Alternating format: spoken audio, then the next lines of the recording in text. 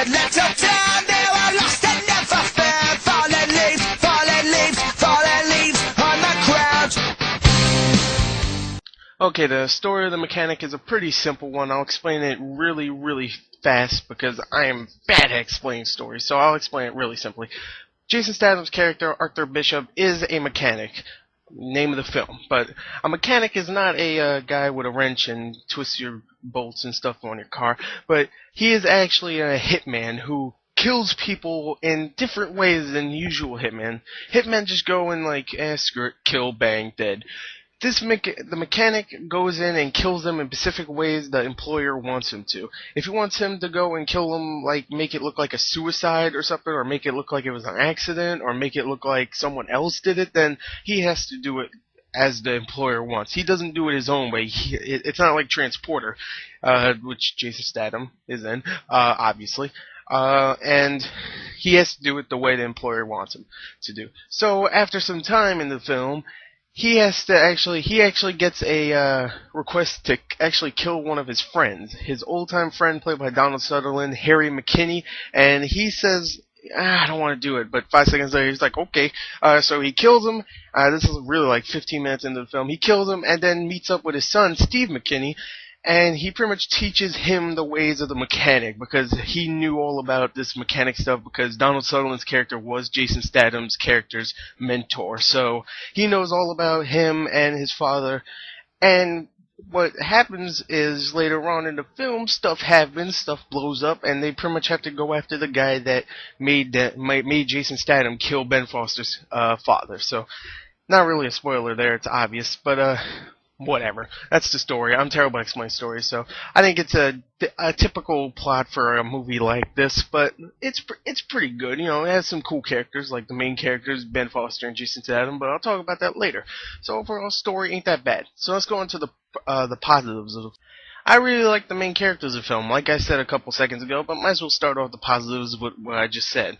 I really do like the main characters. Jason Statham's character, Arthur Bishop, is a very quiet, very cool, collective kind of mechanic, hitman kind of guy, and Ben Foster's kind of like that wacky little, he's not wacky I should say, but he's like less serious, but when he gets into the job, he is serious. You know, when he's out of the job, he's not serious, but when he's in the job, he's serious, and I like that. He brings good humor, and I really like him.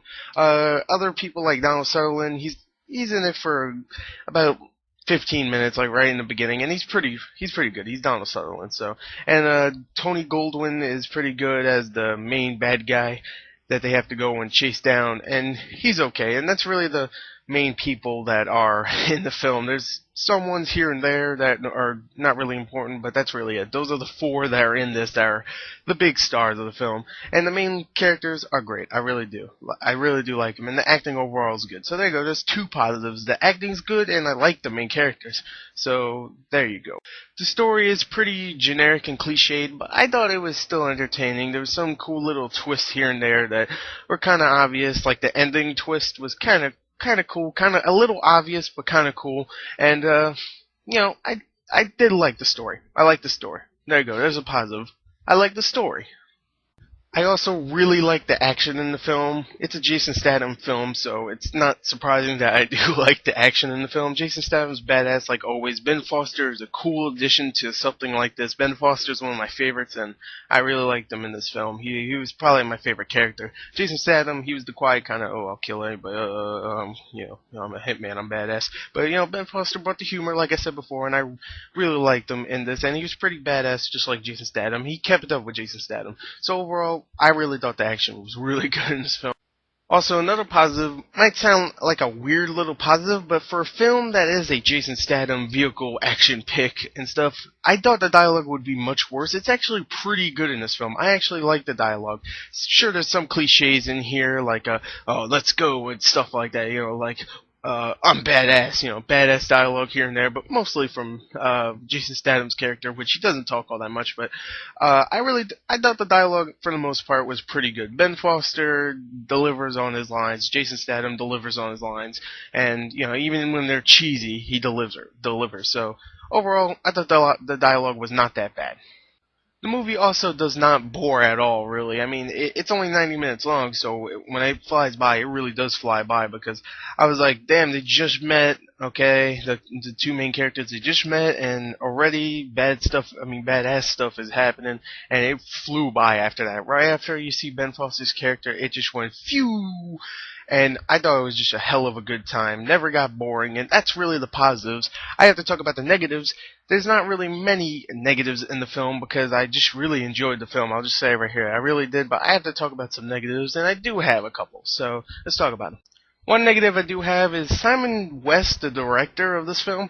Just for some reason, many people have been talking about this. For some reason, he decided to put music videos into the film. And when I mean music videos, I mean they put music to just a clip of either Ben Foster or Jason Statham doing something weird or screwing some chick or something like that. And he just, for some reason, he just kept doing this. It was like 4 or 5 times when he did this, and it was really annoying and out of place, really, for the film, because the first half of the film was kind of serious, but then later on it got into a Jason Statham action pick. Many people have been talking about that too, but really, like the first half is like somewhat serious, and then later on it got violent and goofy. I wouldn't say goofy, but whatever. Anyway, I didn't like that with Simon West. Simon West, stop with the music video thingy. It's not cool. And also, I didn't like the editing in the film, because this also brings up a scene where Jason Statham having sex with this girl. It all happens in like 30 seconds, alright? He meets this girl at a dance club for no reason. He just goes there, meets this girl, okay, she shakes her booty at him, half a second later, oh, they're having sex, 9 seconds later, oh, he's out of the house, what's going on? Jesus. The editing is weird sometimes.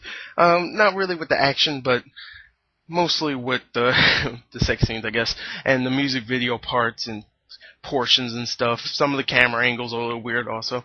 And I guess that's really all I gotta say. I mean, some of the stuff took me out of the film, but a lot of it was just fun. So there you go. I really enjoyed the film. Those are my 2 negatives. The editing was weird, and the stupid stuff Simon West was trying to do, which he's not a great director. He directed Tomb Raider, so not a very good film. So overall, there you go, there's my review. Not many negatives. It's a fun movie. I really did think it was fun. So if I had to give it a score, I'll give it an 8 out of 10. A standard 8 out of 10. So overall, there you go. There's my review. Go check it out. And bye.